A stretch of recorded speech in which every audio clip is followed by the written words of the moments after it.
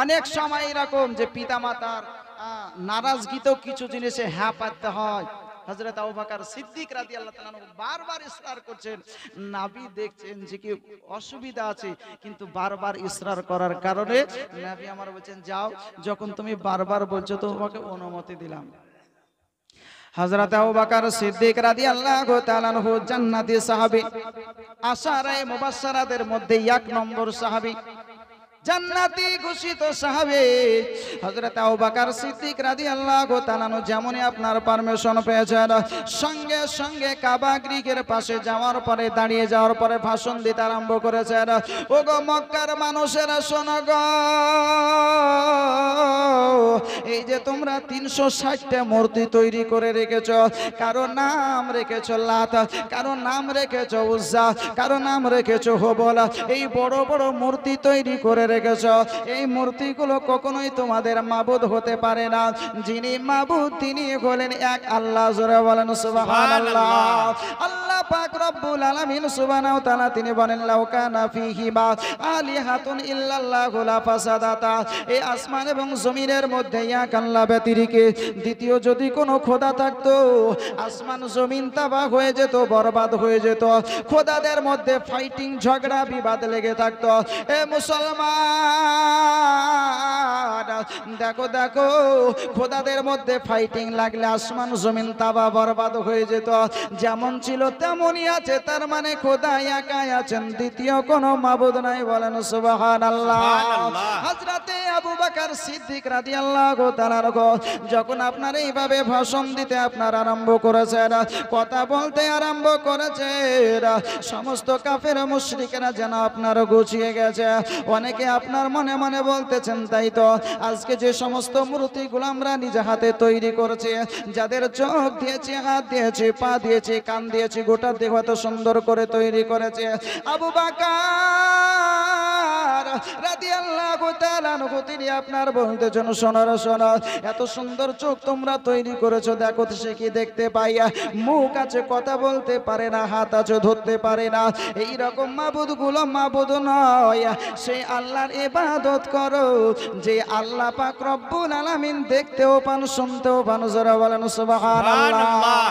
আবু বকর সিদ্দিক রাদিয়াল্লাহু তাআলা আনহুর কথা শুনে আজকে অনেকেই বলতেছে, তাই তো আমরা যে সমস্ত মাবুদ গুলোকে মাবুদ বলে মেনেছি, আজকে সেই সমস্ত মূর্তিগুলো তো আমরাই নিজ হাতে তৈরি করেছি, নিজ হাতে তৈরি করার পরে আমরা মাবুদ বলে মানছি। আবার কেউ কেউ বলতেছে, আবু বকর আমাদের মাবুদের বিরুদ্ধে যদি আর একবারও কোনো কথা বলো, আজকে সঙ্গে সঙ্গে পাথর মেরে তোমাকে শেষ করে দেওয়া হবে। আবু বকর সিদ্দিক রাদিয়াল্লাহু তাআলা আনহু আজকে বলতেছেন, ওগো মক্কা নগরের মানুষেরা শোনো শোনো, আমি তোমাদেরকে কোনো অন্যায় কথা বলি নাই, খারাপ কথা বলি নাই, আমি সত্য কথাটা তোমাদের মধ্যে প্রকাশ করেছি। বলেন সুবহানাল্লাহ। আপনার আবু বকর সিদ্দিক রাদিয়াল্লাহু তাআলা যখন আপনার এইভাবে বলতে আরম্ভ করেছে, চতুর্দিক থেকে পাথর ছুটতে আরম্ভ করেছে। আজকে কাফেরেরা দেখলাম, আমরা যদি চুপচাপ থাকি, অনেকে হয়তো স্বীকার করে নিতে পারি, অনেকে হয়তো আপনার ইসলামের ছায়াতলে চলে আসতে পারে। আজকে আবু বকরের ওপরে আজকে চতুর্দিক থেকে মনে হচ্ছে বৃষ্টির ন্যায় পাথর ছুটতে আরম্ভ করেছে। আবু বকর একটাই কথা বলে যান, বলে যান, বলে শোনোরা শোনো, আমি তোমাদেরকে কোনো অন্যায় কথা বলি নাই, আমি যেটা বলেছি সেটা অতি বাস্তব কথাই তোমাদের কাছে প্রকাশ করেছি। বলেন সুবহানাল্লাহ। বাস্তব কথা তোমাদের কাছে প্রকাশ করেছে। শোনো শোনো, এক আল্লাহকে বিশ্বাস করো, এই মূর্তি পুজোগুলো কখনোই তোমাদের খোদা নয়। চতুর্দিক থেকে বৃষ্টির নাই পাথর আসতে আরম্ভ করেছে। আবু বকর সহ্য করতে পারে না। মুসলিমিত মুসলমান আপনার মাত্র 28 জন কালেমা পড়েছে, মুসলমানগণ তারা যেন আপনার আত্মগোপন করেছে। আবু বকর একাই কাবা ঘরের পাশে দাঁড়িয়ে স্বামীর কথা বলতেছিলেন। চতুর্দিক থেকে যখন আক্রমণ শুরু হয়ে গেছে, আবু বকর জমিনের বুকে যেন আপনার লুটিয়ে পড়েছেন। আবু বকর জমিনের বুকে লুটিয়ে পড়েছেন। কাফির মুশরিকেরা ইহুদিরা কিন্তু তবু আপনার আক্রমণ করে যারা, তারপরেও যেন আপনার পাথর চালিয়ে যারা আঘাত করে যায়, আঘাত করে যায়। আবু বকর এতটাই যেন আপনার শরীর তাদের কোনো হয়েছে, গোটা শরীর যেন আপনার রক্তাক্ত হয়ে গেছে, গোটা শরীর লাল হয়ে গেছে।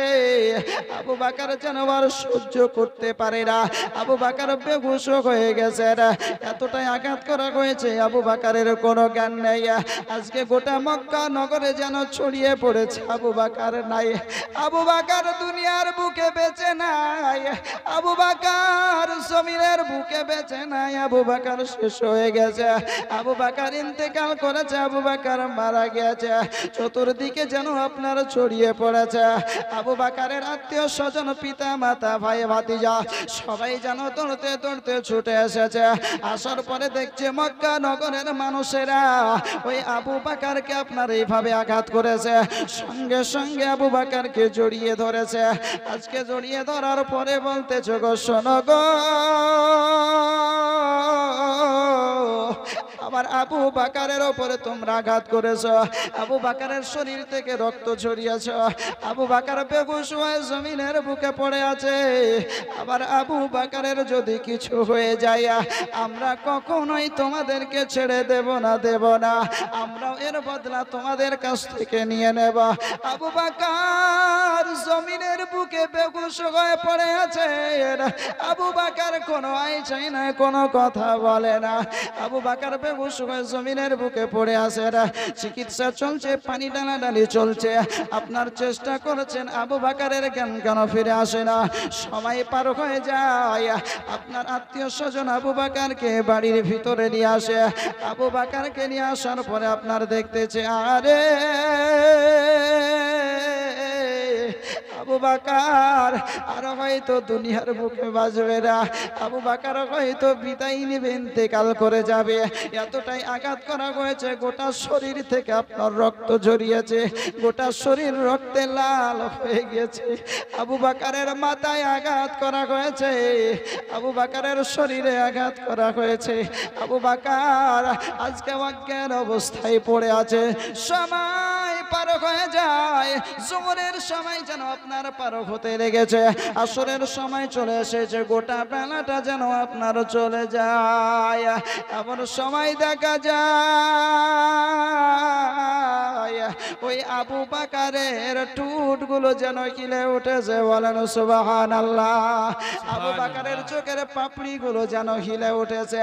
আপনার তিনার জননী মা বলতেছে, গো শোনো গো, একবার আমার ছেলের দিকে, আমার লাখতে জিগারের দিকে নজর করে দেখো।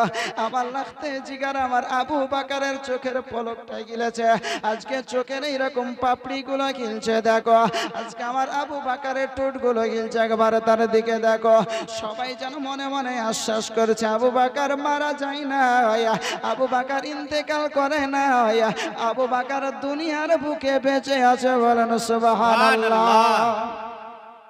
আবু বকর দুনিয়ার বুকে বেঁচে আছে, আবু বকর এখনো ইন্তেকাল করে নাই, ইন্তেকাল করে নাই।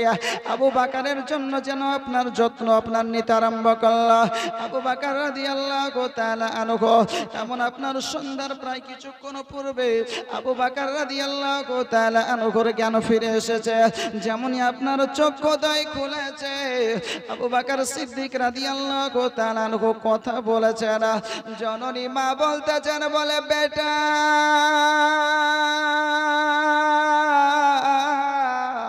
আবু বকর, আজকে মক্কার মানুষেরা তোমাকে পাথর দিয়ে আঘাত করেছে রে বেটা, আজকে তোমার শরীর থেকে রক্ত চড়িয়েছে বেটা, আজকে গোটা দিন তোমার উপর অত্যাচার চলেছে, জুলুম চলেছে রে বেটা, আজকে গোটা শরীর ক্ষত বিক্ষত হয়েছে। আবু বকর বেটা গোটা দিন অতিবাহিত হয়ে গেল বেটা, আজকে তুমি কি একটু পানি পান করবে বেটা বলো। আজকে জননী মা আমি তোমার সহ্য করতে পারি না, বলেন সুবহানাল্লাহ। আবু বকর বলতেছেন মা গো মা,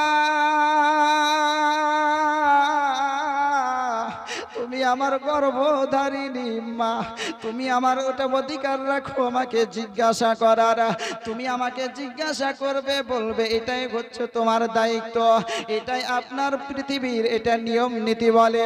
আজকে সন্তান যদি কিছু হয়ে যায় মা সহ্য করবে না, সন্তানের যদি কিছু হয় বাবা সহ্য করবে না, পিতা মাতার কিছু হলে সন্তান সহ্য করতে পারে, কিন্তু সন্তানের কিছু হলে পিতা মাতার সহ্য হবে না।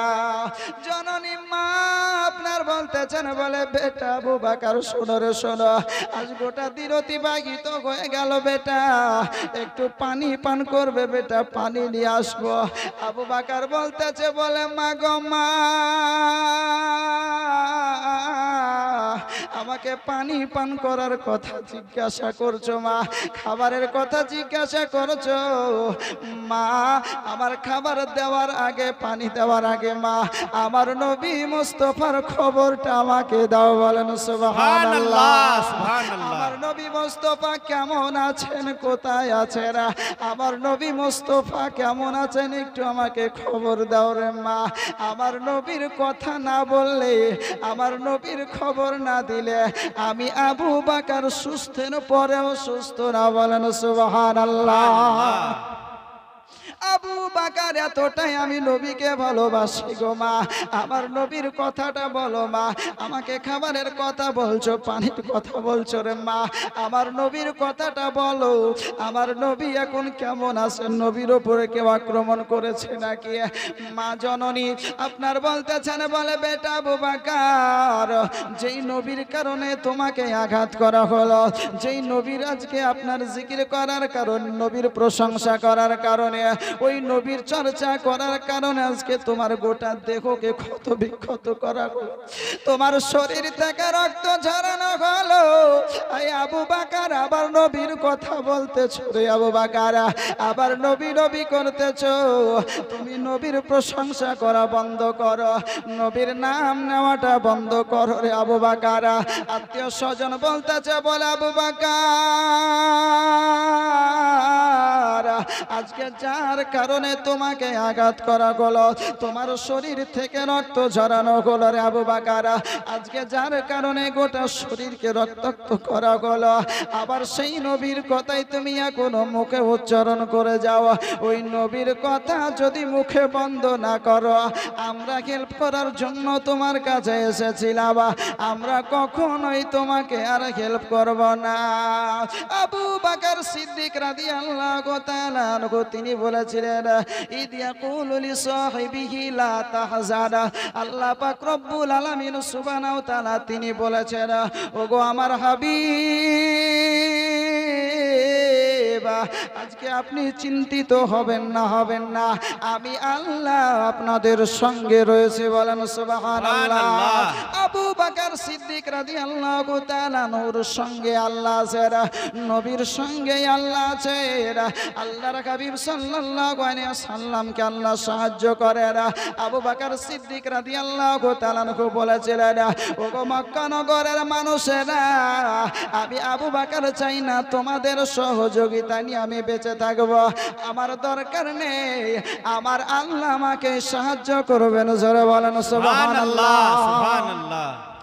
আবু বকর সিদ্দিক রাদিয়াল্লাহু তাআলা যেমন এই কথা বলেছেন, সমস্ত আত্মীয় স্বজন সবাই যেন আপনার ছেড়ে চলে গেল, একমাত্র জননী মা নিজের ছেলেকে ফেলে আপনার যেতে পারে না, নিজের ছেলেকে আপনারা গিলে নিয়ে আছে, নিজের ছেলেকে কোলে নিয়ে আছে, কোলের উপরে মাথা রেখে, ওর উপরে মাথা রেখে আবু বকর সিদ্দিকের যেন আপনার দেখভাল করতে চান।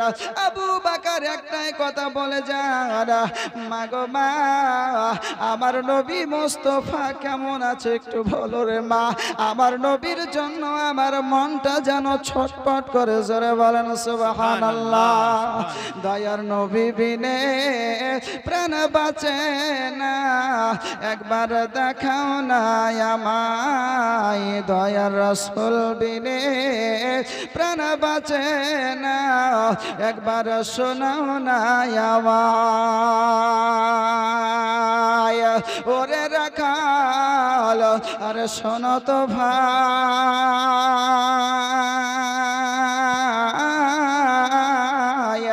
আরে দয়ার নবী আমার আর গেছেন কোথায় রাখাল বলে চিনি না নবী তোমরা নবী কারে কও দয়ার নবী বিনে প্রাণ বাঁচে না একবার দেখাও না আমায় দয়ার রাসূল বিনে প্রাণ বাঁচে না একবার শোনাও না আমায় তবে একটি লোক ওই গাছের তলে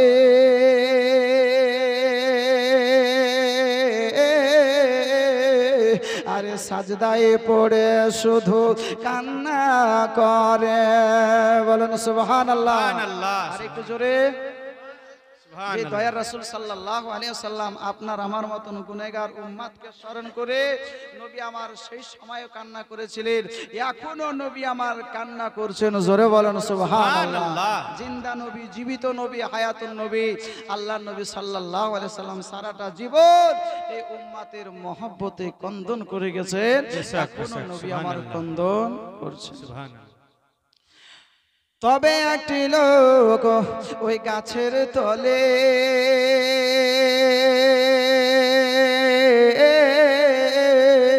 আরে সাজদায় পড়ে শুধু কান্না করে রোজা হাসরে মহাবিপদে রোজা হাসরে মহাবিপদে আমার উম্মত কেমন হবে পার দয়ার নবী বিনে প্রাণ বাঁচে না একবার দেখাও না আমায় দয়ার রাসূল বিনে প্রাণ বাঁচে না একবার শোনাও না আমায় আল্লাহুম্মা সাল্লি আলা সাইয়্যিদিনা মাওলানা মুহাম্মদ ওয়া আলা আলি সাইয়্যিদিনা মাওলানা মুহাম্মদ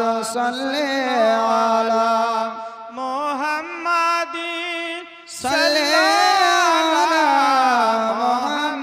মুহাম্মদ হরদম জবান से निकालो पाक नामे मोहम्मद हरदम ज़बान से निकालो शफीआना मोहम्मद हज़रत अबू बकर सिद्दीक রাদিয়াল্লাহু তাআলা আনহু তিনার জননী মা তিনি একাই তিনার মা একাই আত্মীয় স্বজন সবাই তিনাকে ছেড়ে দিয়ে চলে গেল কেন একটাই কথা জ্ঞান ফিরেছে হোশ ফিরে এসেছে সঙ্গে সঙ্গে বলছেন বলো আমার নবী কেমন আছেন জোরে বলেন সুবহানাল্লাহ সুবহানাল্লাহ নবীর প্রেম কি জিনিস ভালোবাসা কি জিনিস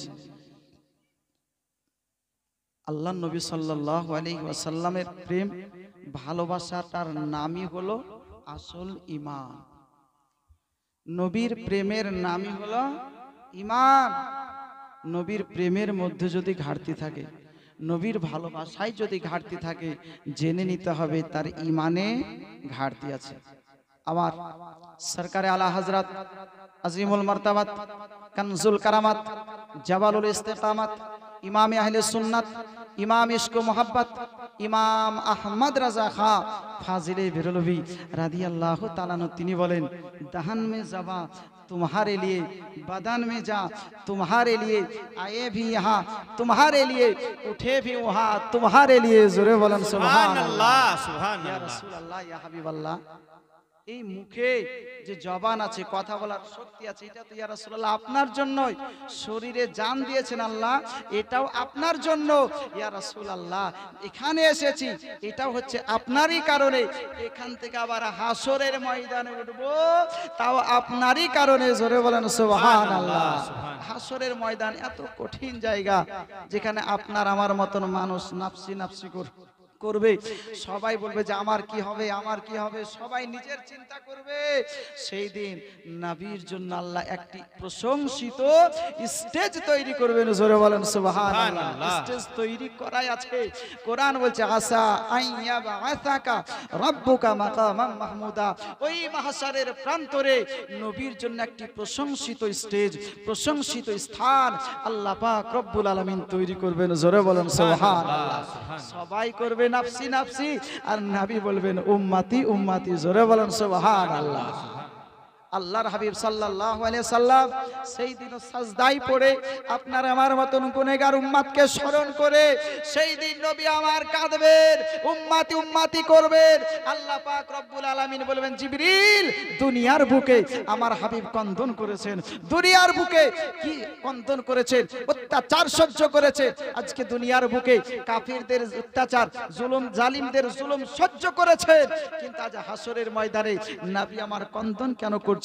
জিজ্ঞেস করো। হযরতে জিবরাইল আলাইহিস সালাম নবী মুস্তাফাকে জিজ্ঞেস করবেন, ইয়া রাসূলুল্লাহ, ইয়া হাবিবাল্লাহ, আপনি কন্দন কেন করতেছেন? ইয়া রাসূলুল্লাহ, আপনি কান্না কেন করতেছেন? নবী বলবেন যে আমার উম্মতের জন্য। জোরে বলেন সুবহানাল্লাহ। আল্লাহ পাক রব্বুল আলামিন সুবহানাহু ওয়া তাআলা বলেন ওয়ালা সাউফা ইউতিকা রাব্বুকা ফাতারদা। ওগো হাবিব, আপনাকে আমি এত দিব যে আপনি সন্তুষ্ট হয়ে যাবেন। জোরে বলেন সুবহানাল্লাহ।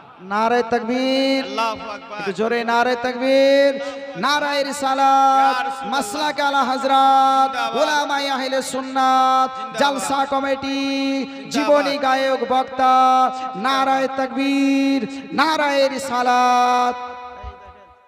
সুবহানাল্লাহ। সারা পশ্চিমবঙ্গের খ্যাতি সম্পন্ন জীবনী গায়ক বক্তা, সুরের রাজা, কোকিল কণ্ঠী বক্তা, এই দেখেন পিয়ারুল ইসলাম চিশতি সাহেব কিবলা মাদ্দাজিল্লাহুল আলী, একদম স্টেজের উপরে হযরত। এই দেখেন যেমন চেহারা তেমন আওয়াজ, তাই তো নাকি? আপনারা তো শুনছেন। আজ কয়দিন? চতুর্থ দিন। 3 দিন শুনলেন। যেমন চেহারা তেমনি আপনার আওয়াজ, নুরানি চেহারাওয়ালা। আমি তো একজন কালো মানুষ। যাই হোক বিরাদারান ইসলাম, আমি আপনাদের সম্মুখে তেলাওয়াত করেছি নবীর ভালোবাসা। হযরত আবু বকর সিদ্দিক রাদিয়াল্লাহু তাআলা আনহু আলোচনা করতেছিলাম। নবী আমার মাহশার প্রান্তরে আল্লাহ বলবেন, হাবিব, আপনাকে আমি এতটাই দিব যে আপনি সন্তুষ্ট হয়ে যাবেন, রাজি হয়ে যাবেন। বিরাদারানে মিল্লাত ইসলামিয়া, আল্লাহর নবী, দয়ার নবী মুস্তাফা সাল্লাল্লাহু আলাইহি সাল্লামের ভালোবাসাটার নাম হচ্ছে সুলেমান আবু বকর সিদ্দিক রাদিয়াল্লাহু তাআলা আনহু।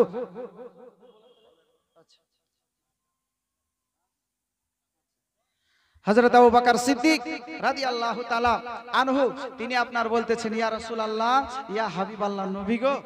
আবু বকর সিদ্দিক আপনার আছেন মায়ের কোলে, সবাই তো ছেড়ে চলে গিয়েছে। বলে নবীর ভালোবাসা, নবীর প্রেম, আমি নবীকেই তো ভালোবাসি, নবীর কথা বলবো না তো কার কথা বলবো? বুঝলেন না? নবীকে ভালোবাসি, নবীর কথা বলবো না তো আর কার কথা বলবো? সবাই চলে যাচ্ছে, চলে যাক। মা, তুমি একবার আমাকে বলো যে আমার নবী কেমন আছেন। যতক্ষণ না নবীর খবর পাবো ততক্ষণ পর্যন্ত আমি আবু বকর সুস্থ হওয়ার পরেও সুস্থ না। জোরে বলেন সুবহানাল্লাহ। সুবহানাল্লাহ। বিরাদারানে মিল্লাত ইসলামিয়া, মা বলছেন, বেটা, এখন যে সময়, এখন তো গোটা মক্কার মানুষ সবাই তো চেতন, সবাই জাগ্রত, কেউ তো ঘুমায়নি, কেবল তো সন্ধ্যা। সারাদিন তুমি অজ্ঞান অবস্থায় থাকলে বেটা, সন্ধ্যা লেগেছে, দেখো গোটা মক্কার মানুষ সবাই ঘুরিং ফিরিং করছে, ঘোরাফেরা করছে, অলি গলিতে যাচ্ছে।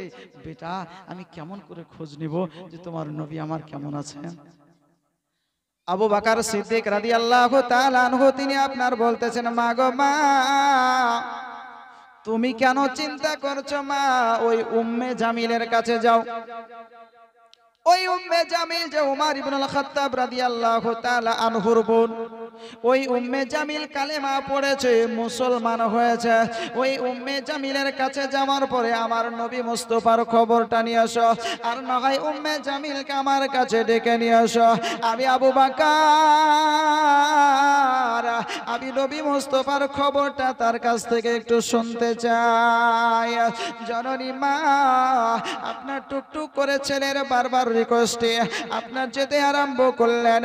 উম্মে জামিলের কাছে যাওয়ার পরে বলতেছেন, উম্মে জামিল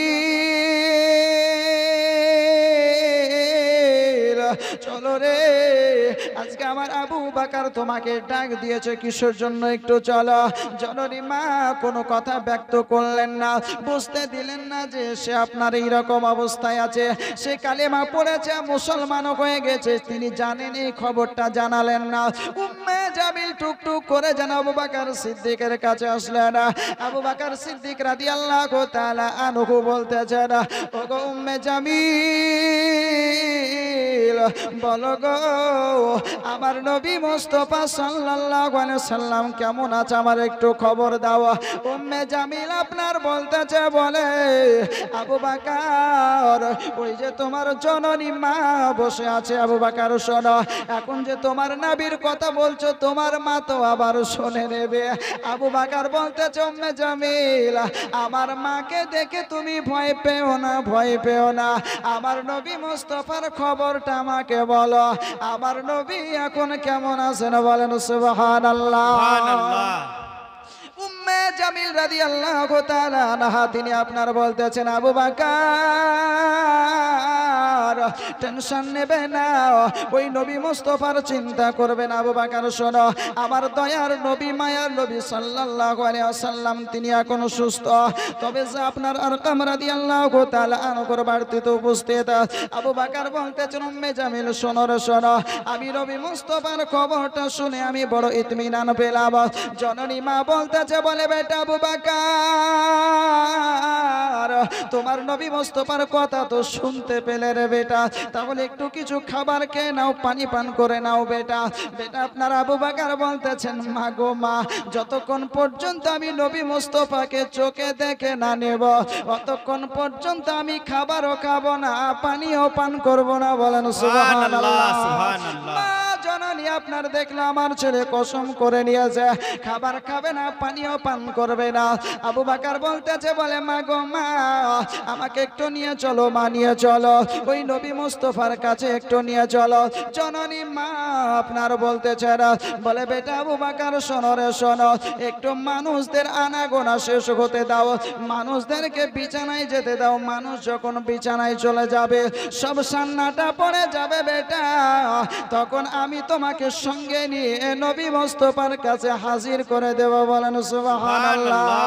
যখন মানুষ আপনার এইরকম ভাবে সবাই সান্নাটা পড়ে গেল, বিছানায় চলে গেল, যখন মক্কা নগর যখন আপনার স্তব্ধ হয়ে গেল, জননী মা আবু বকর সিদ্দিককে ওড়নার নিচে আপনার মাথাটা ঢুকিয়ে নিয়ে ডেকে ডেকে নবী মুস্তাফার দরবারের দিকে চলতে আরম্ভ করেছেন।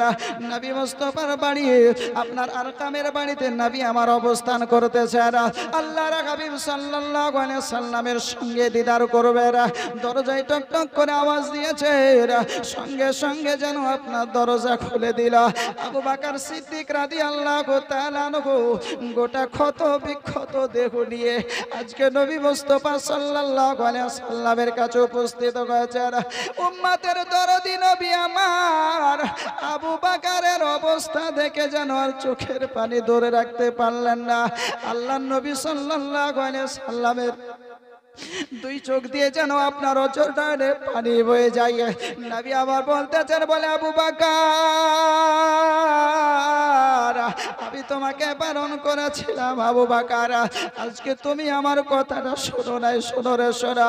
আমি নবী মুস্তাফা দেখতে পাচ্ছিলাম, আল্লাহ পাক রব্বুল আলামিনের পক্ষ থেকে ঘোষণা হয় নাই, হুকুম হয় নাই প্রকাশ্যভাবে ইসলাম ধর্ম প্রচার করার। আবু বকর, আজকে তোমার শরীরটা গোটায় ক্ষত বিক্ষত করে দেওয়া হয়েছে, শরীর থেকে রক্ত ঝরানো হয়েছে। আবু বকর বলো রে বলো, তুমি কেমন আছো? দয়ার নবী মায়ার নবী আমার আবু বকর সিদ্দিক রাদিয়াল্লাহু তাআলা আনহুকে কাছে টেনে যেমনই পেশানিতে চুম্বন দিয়েছেন, আল্লাহর হাবিব সাল্লাল্লাহু আলাইহি ওয়াসাল্লামের চুম্বনের পরে পরে আবু বকর বলতেছেন, ইয়া রাসূলুল্লাহ, ইয়া হাবিবাল্লাহ, নবী গো, এতক্ষণ পর্যন্ত আমার শরীরে ব্যথা ছিল, আমার শরীরে যন্ত্রণা ছিল গো নবী, যখন আপনার ভালোবাসা পেয়েছি গো নবী, আপনার নুরানি চেহারাখানা দেখেছি গো নবী, আমার শরীরের ব্যথা বেদনা সমস্ত কিছু দূর হয়ে গেছে। বলেন সুবহানাল্লাহ, সুবহানাল্লাহ।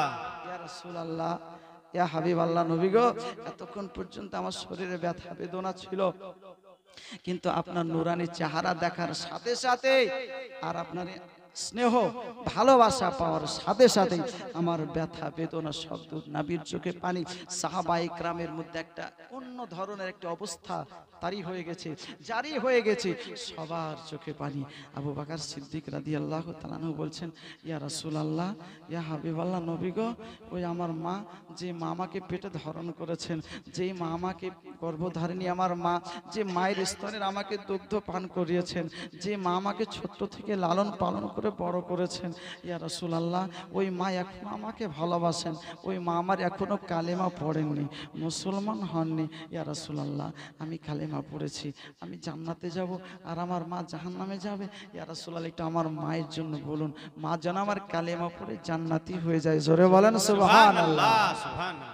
আল্লাহ নবী সাল্লাল্লাহু আলাইহি সাল্লাম দেখতে পাচ্ছেন, তার পেশানিতে লেখা আছে জান্নাতি। নবী আমার বলছেন, কি ব্যাপার, পড়ো, আশহাদু আল্লা ইলাহা ইল্লাল্লাহু ওয়া আশহাদু আন্না মুহাম্মাদান আবদুহু ওয়া রাসূলুহু। বলো, আমি সাক্ষী দিচ্ছি এক আল্লাহ ছাড়া কোনো উপাস্য নেই, আর আমি সাক্ষী দিচ্ছি মুহাম্মদ সাল্লাল্লাহু তাআলা আলাইহি ওয়াসাল্লাম আল্লাহর রাসূল এবং তার বান্দা। জোরে বলেন সুবহানাল্লাহ। যেমনই বলা, দেরি হলো না, সময় লাগলো না, সঙ্গে সঙ্গে জননী মা তিনি আপনার কালেমা পড়িয়ে মুসলমান হয়ে গেলেন। জোরে বলেন সুবহানাল্লাহ। কালেমা পড়েন, নবীর প্রেম, নবীর ভালোবাসা।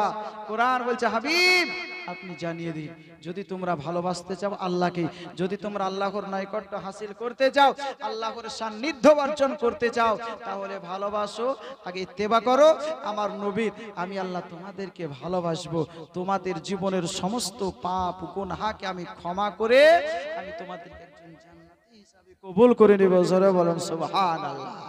বিরাদারানে মিল্লাত ইসলামিয়া, আমরা নবী প্রেমিক, নবীর আশিক, নবীর দেওয়ানা।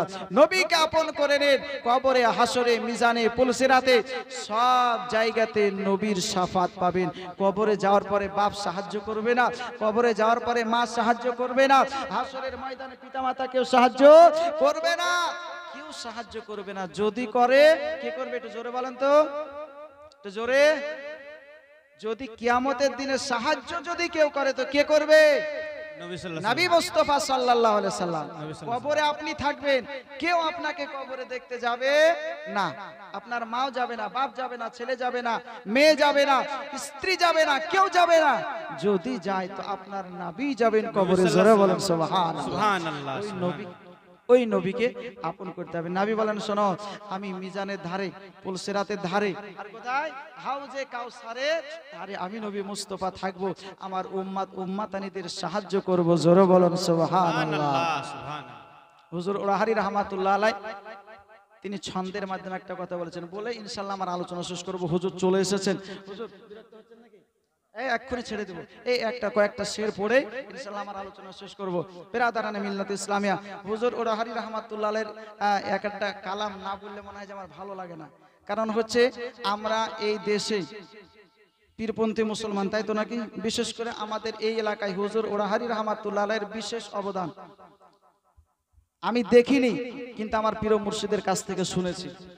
এই এলাকায় হুজুর ওরাহারি রাহমাতুল্লাহ আলাইহি এসেছেন, খুলনা হুজুর রাহমাতুল্লাহ আলাইহি এসেছেন, আপনারা অনেকেই দেখেছেন হয়তো, আমরা দেখিনি কিন্তু শুনেছি। আলহামদুলিল্লাহ, আমরা পীর ওলিয়া আউলিয়া গৌস কুতুবকে মান্যকারী ওরাহারি হুজুর রাহমাতুল্লাহ আলাইহি তিনি বলেন, ওই পুলসিরাতের কঠিন পুলে